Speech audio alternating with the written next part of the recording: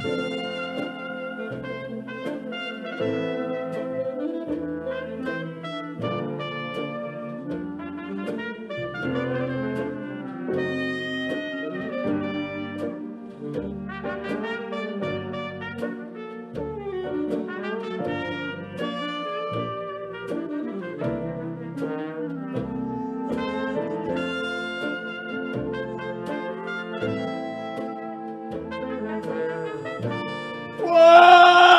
Bloody parrot. Some of you'll know me and some of you won't, but the name's Maurice. Maurice Dobson. You'll see the name above the shop window. I was born June the 7th, 1912. I lived at 96 Station Road in Woonwell. Coal was in my blood. The Dobsons, they came from Jump, and my father, well, he were a miner at Woonwell, Maine. My mother, she were in Nettleton, and they'd been miners in Woonwell for generations. It were a hard life. We 8 children to bring up.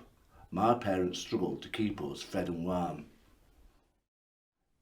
Growing up for me wasn't easy. Could see that really I was different.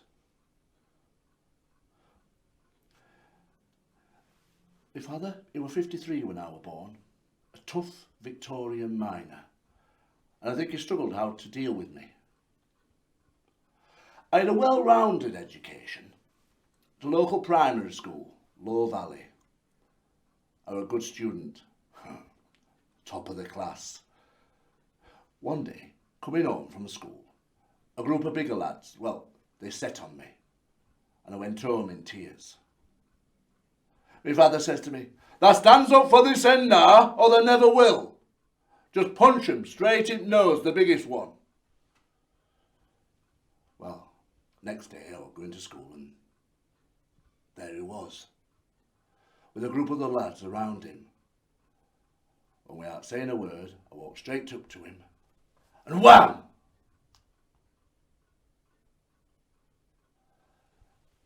Best bit of advice my father ever gave me.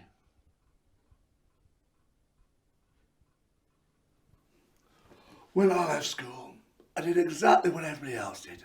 Went down the pit, Mitchell's name. It was tough and it was dirty, but it brought people together. The abuse that I was used to became different. Oi! Bugger off! More affectionate.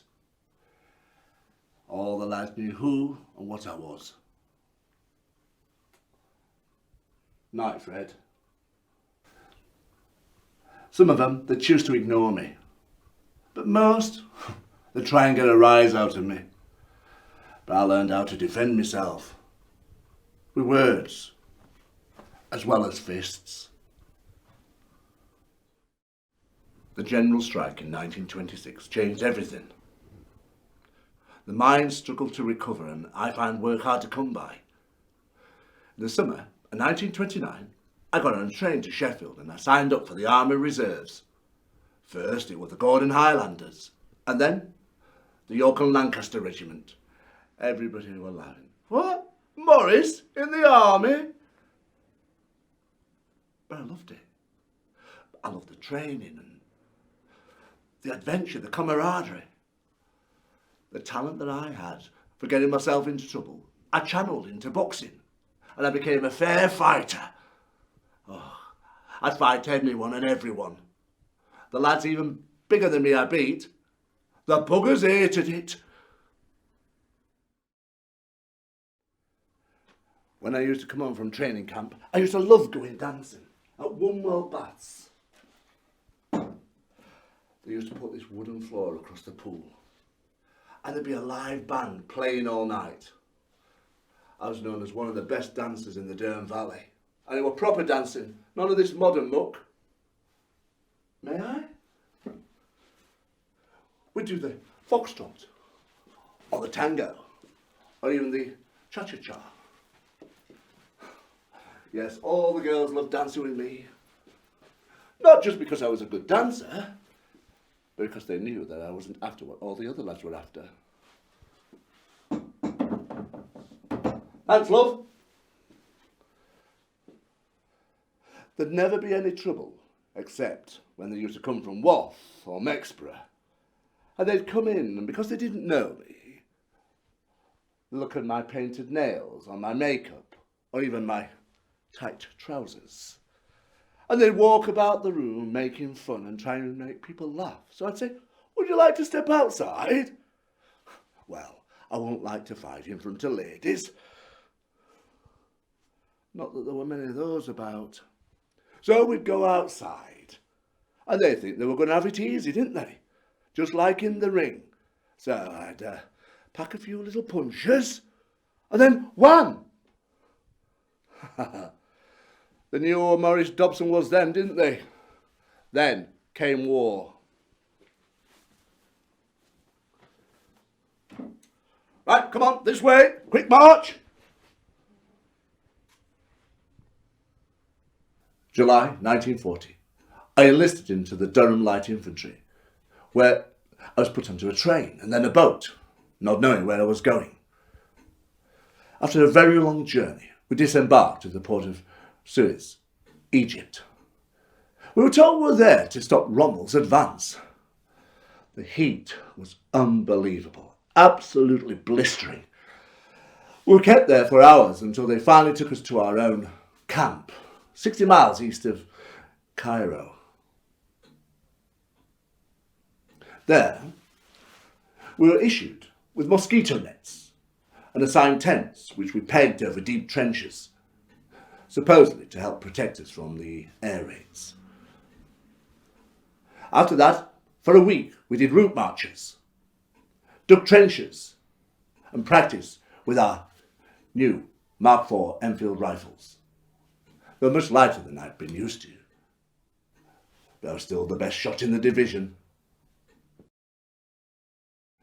Cairo, most beautiful city, nothing like I'd ever seen before. Coloured buildings and decorated mosques. And the locals, they were also friendly. Marhaban, marhaban, marhaban, marhaban. It's wonderful to see men being affectionate with each other and walking arm in arm down the street. And they'd kiss. I met so many wonderful friends in Cairo. And that's the first time that I had a proper conversation with Fred. Fred Halliday. He was from Leeds and he was in the same Durham division as I was. Oh, we'd had the odd glance and made the occasional pleasantries, but in Cairo we talked openly for the first time. He was a wonderful man, kind and gentle, and it could be tough when he wanted to be. I loved him from the start. A major turning point in North Africa, and indeed the war, was the Second Battle of El Alamein in 42. It became the first major decisive Allied victory. What was it that Churchill said? Before Alamein, we never had a victory. But after Alamein, we never had a defeat. I was stationed at the southern end of the line, where I was assigned to attack an Italian parachute division. We had much luck. We kept them occupied, and the lads at the other end of the line, well, they managed to have more success. If I close my eyes, I can still see the horrific spectacle and hear the horrendous noise. I awoke about just after midnight and watched and waited for 7 hours, where the air raids swept over the German lines. Then, for 4.5 hours, we started our own bombardment, and over 15,000 shells were dropped that morning. Over 10,000 Italians and Germans were killed at El Alamein. And we lost about half of that after 4 years of service. I was done for, exhausted and sick. I was discharged on medical grounds. in February 1944.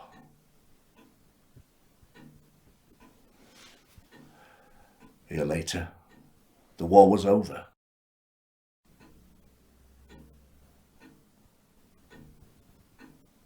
When we were demobbed, Fred and I spent several years working in the grand and not so grand hotels in London. We were called domestics, but I still ran the place. Strange place, London, then. I don't know whether it was the post-war effect, but everywhere seemed to be revelling in just being alive. After what we'd seen in Egypt, I just wanted a good old time. Restaurants, nightclubs, parties, cinemas, even public baths. There was something for everyone, and all tastes. In London, I realised that I actually wasn't alone. There were men of all sorts then, and, well, people they called us queens, renters, roughs, Nancy boys, sissies, and much worse. But it was a great time, though. A constant game of want to be noticed by your friends, but not by the old bill, or sharpers as we used to call them. Fred and I immediately threw ourselves into city life. If we weren't working, we was walking the streets of the West End, or seeing and being seen in the bright lights of Piccadilly Circus. City life suited me more than it did Fred.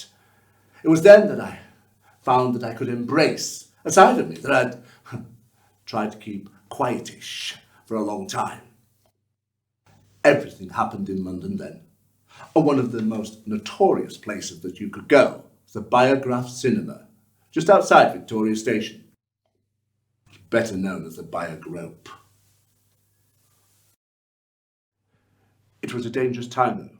The sharpers were everywhere, trying to catch you out.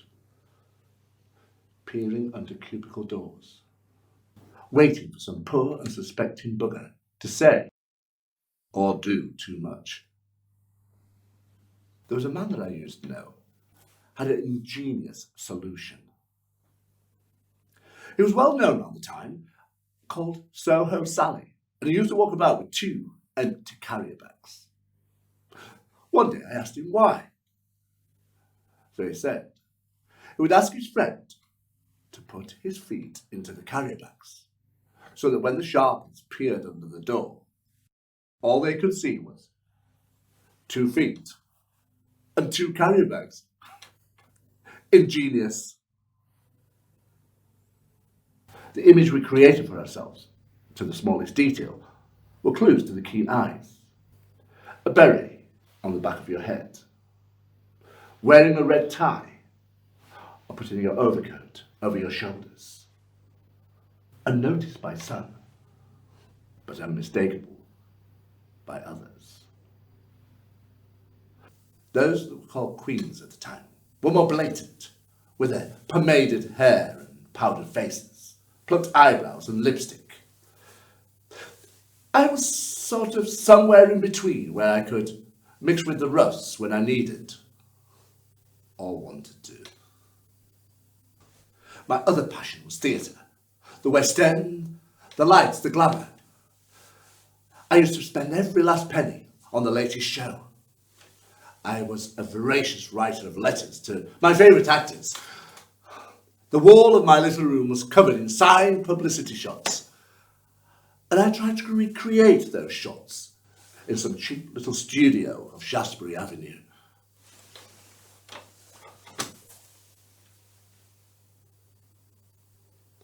Clark Gable, Laurence Olivier,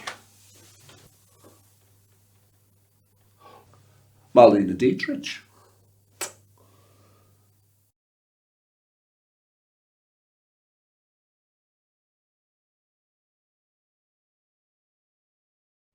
Fred, the soft bugger, always wanted to move away from London, back to Yorkshire. And after all that I'd talked about Wombwell and Darfield, we made it our dream to come back here in semi-retirement.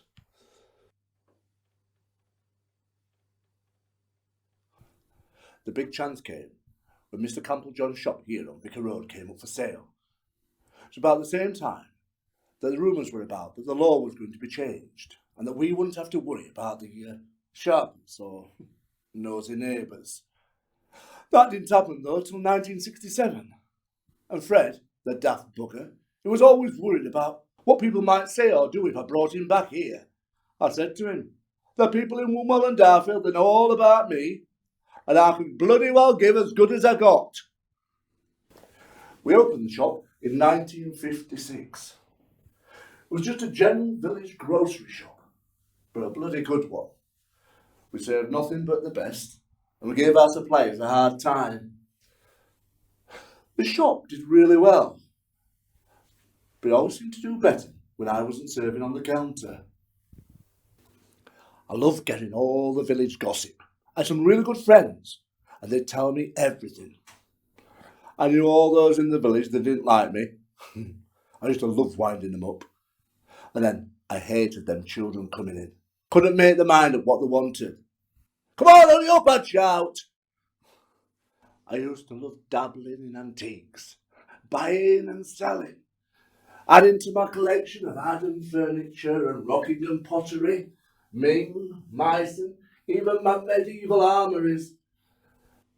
They're worth thousands and thousands of pounds. Oi, bugger off! Night, Fred.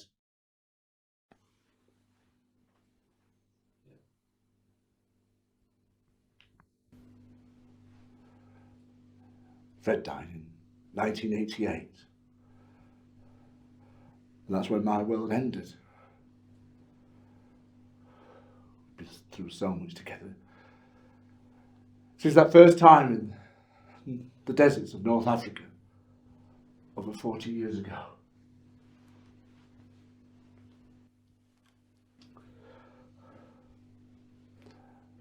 The neighbours were wonderful. They'd come round and help me here in the house and take me out for Sunday lunch. And then we might go to Harrogate or Beverley to see an antique fair.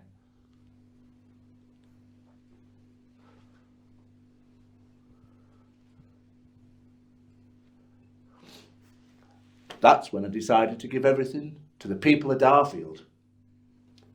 A museum with my name above the door. Well, we couldn't have you forgetting Maurice Dobson now, could we?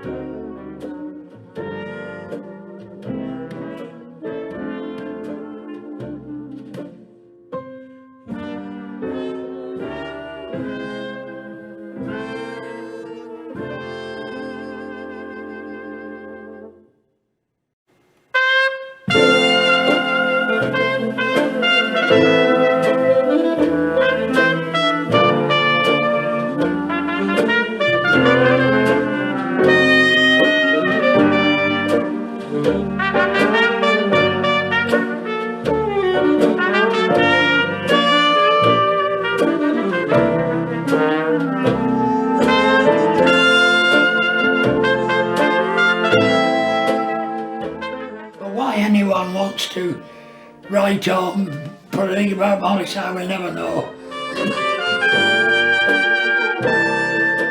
Maurice was a brave man. He would not have taken part, I don't think, in a gay pride march. But at the same time, he wanted to live his personal life with Fred in a certain amount of peace. So he was born in Woodwell in 1912, which is about 2 miles away from here on Station Road. He was the youngest of 8 siblings. He had 4 sisters and 3 brothers. So we've been able to see that story of how he then followed very much the family path with his father and his brothers, like a lot of people his generation did, straight down the pits. So he worked at Mitchell Main Colliery. When the tales I've heard when he was younger, he was quite a dancer and a good boxer, very effeminate. But all the ladies used to like dancing with him apparently, because he was really a first-class dancer. He was also a first-class boxer. There's many a chap round one will tell you. Maurice said when they insulted him, he'd take them outside and wham! He decided to join the army in 1929. And then that was more formalised with the outbreak of World War II, when he joined the Durham Light Infantry. One of the worst places you could be fighting in World War II was North Africa. The campaigns there were pretty horrendous, so Maurice and Fred must have seen some pretty terrible things in that time. Maurice and Fred were waiters at Burr Island in Devon, which is that millionaire's hotel where Agatha Christie wrote some of her books. So I remember the shop before Maurice came in, when the other couple were in, and then I remember him moving in with Maurice, with Fred, and we came in every day to buy stuff. He had a baking machine where he'd slice your bacon and ham, and I wish it was still here, it was brilliant. And in the window he got lots of jars of sweets, where my two children used to come in and they'd be looking at these sweets, and he didn't like children, Maurice, so he used to say, "Make your bloody minds up, come on, bugger off." And he got a parrot on a thing, and he taught the bird to say, "Bugger off, bugger off." So you wanted he used to swear at you. And he wasn't a likeable man, but he was a real character. They used to go on a Wednesday afternoon very often when there were these auctions and antique sales on at Beverley. That's where he collected a lot of his antiques. Every Friday I would come down to the Church Lads Brigade, we met here, and we'd call in Maurice's shop for some sweets to take with us to Church Lads Brigade. And Maurice would be there on his high stool in his green powder blue suit, and he'd often have a cigarette in a holder. And Fred, his partner, was the opposite, and he'd have like a brown smock, like in Hucknall Hours, he'd have that kind of smock. And Maurice was so flamboyant, and he would say things like, "If you said bugger, I'll give you a spangle." And Fred would go, "Don't be so daft." People have different views about him. Some people like him very much. I was talking to someone this morning in the paper shop who works there, and she said that she used to live on School Street, and she liked Maurice, and Maurice was always kind to her, and he gave her sweets. And but her mother didn't like him, and she used to let her come in and get her sweets, and her mother would stay outside, which is quite interesting. Maurice, when I knew him, had a parrot, and it was a female parrot. And after Fred died, Maurice decided to get rid of the parrot because it got a bit too nasty at biting people. So he asked me would I take him, because he didn't want to drive, to Chester Zoo where they had a big parrot population. So I took him. And when we got there, he told the curator that he would bestow some money on the zoo in exchange for them looking after his parrot. But he insisted that it must not be put with males. The reason being obviously because he and Fred were of that ilk. And I found that a bit embarrassing because the chap was looking me up and down then. He had a walking stick, and when we were where the surgery was, we had a good view of the road because it was glass all around, and Maurice would be walking up the road with his stick, and when he was a distance away he'd be walking normally, and then when he got well, he thought he was in view, he turned into old Mr. Grace of Grace Brothers, wobbling about with his stick. And we used to just wait for him. We waited for it happening, just watch Maurice change when he gets to such and such a point. But this was Maurice. He would tell you anything. We had miniatures on that wall, and the miniatures in the cabinet there, and there's a man in there that's got a red coat on. And when he died, they were taken off. It was always dark, you see, we've got spotlights shining on that wall. And all these came off. And the man in the red coat is a piece of paper cut out of a magazine and not worth twopence. But Maurice, I can remember him going round and pointing to every single one and saying what he'd paid for it, because he liked to talk money. And that was Maurice, really. And I started writing poems. I remember coming in here and saying to Maurice, I write poems. And he was, I love poetry. I love poetry. I says, I like Ted Hughes. I said to him, he says, do you know what that is, Ian? That's modern muck. That's modern muck. I thought, fantastic. No, he shouted at me across the road one day and he said, come on, come and have a look at me. The first colour TV set I'd ever seen. We were still on black and white. And he said, come and look at Danny. Come and look at Danny. And it was Danny LaRue. You remember him? He used to dress in ladies' clothes with all the feather plumes on. Come and look at Danny, come and look at Danny. And he brought me in and I'd see this TV set which was set in the fireplace with Danny LaRue on. And he was drooling. It was the day President Kennedy got assassinated. And they started talking about it down there. And this sounds ridiculous and made up, but it's true. They said, the Church Lads Brigade leaders said, President Kennedy's been shot. We think it's the Russians. We think that you lads, with your training, might well be called upon in the morning. I realise now, 50 years later, 60 years later, that it's just them wanting to get rid of us. So we then come back out and we go down to here. And Maurice, I remember this so vividly. Maurice stood in the doorway there, and one of the vivid visual memories, and he's got light behind him, and he stood there and can't see Fred. And Maurice is there, and he goes, "We've lost a lovely man." He says, "We've lost a lovely man." Well, of course, in that time it was illegal, homosexuality, and I think it was born that way. I don't think it was any sort of an act like today. They're just playing at it, don't they? They want best of both worlds.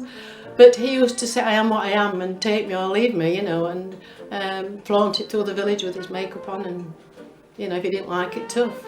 But he built up this shield.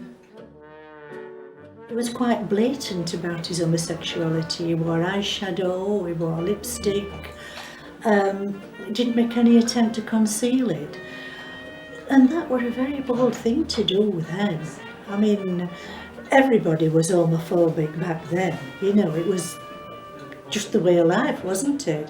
They were homosexual, they were abnormal, and I mean, they're not, but that was the way it was regarded then, yeah. It was a very brave thing, I suppose. And I suppose it made him defensive. Made him probably prickly like he is. And came to be a habit.